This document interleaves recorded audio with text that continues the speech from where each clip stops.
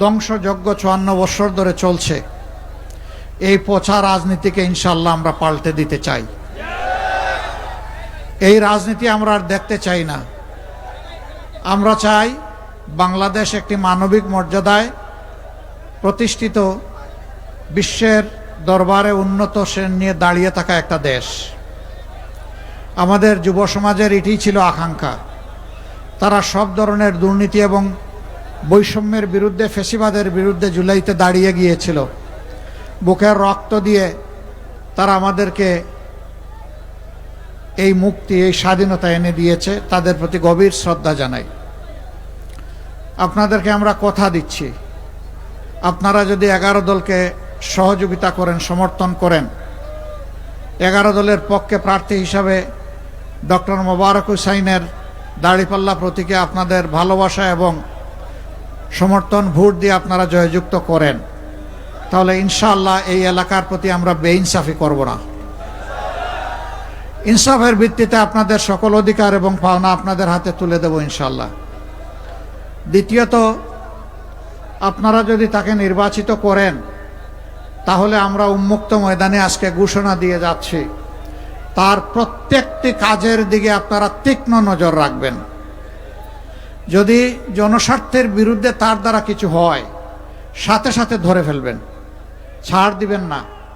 এই ধরে ফেলাটাই হবে তাকে সহযোগিতা করা। সে যাতে সত্যের উপর, ন্যায়ের উপর এবং জনকল্যাণের উপর প্রতিষ্ঠিত থাকে।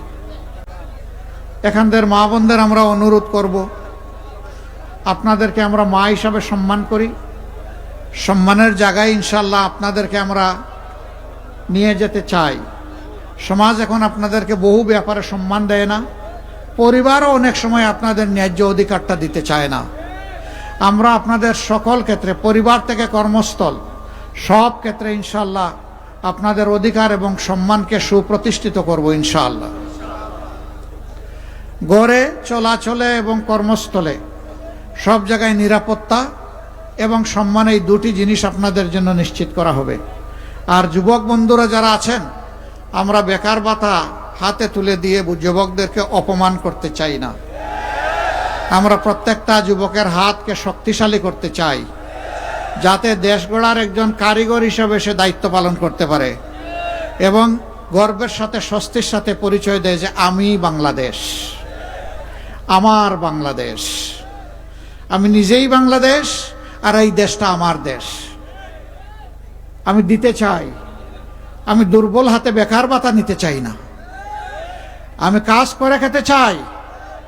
তারা কিন্তু এই দাবিতেই রাস্তায় নেমেছিল যে আমার অধিকার আমাকে দাও, আমার কাজের অধিকার আমাকে দাও, ওই অযৌক্তিক কোটা সিস্টেম উঠায় দাও। প্রথমে উঠায় দিল রাগ করে, পরে আবার কায়দা করে নিয়ে আসলো। নিয়ে আসার পরেই তারা ফুঁসে উঠেছিল। তারা তো সেদিন কারো কাছে বলে নাই, এই দাবি করে নাই যে আমাদেরকে বেকার ভাতা দাও। তারা বলছে আমার কাজটা আমার হাতে তুলে দাও। আমরা সেই কাজটাই তুলে দেবো ইনশাআল্লাহ। এখন যারা চাঁদা উঠায়, মানুষকে কষ্ট দেয়, দুর্নীতি করে, আমরা তাদেরকেও সাহায্য করব।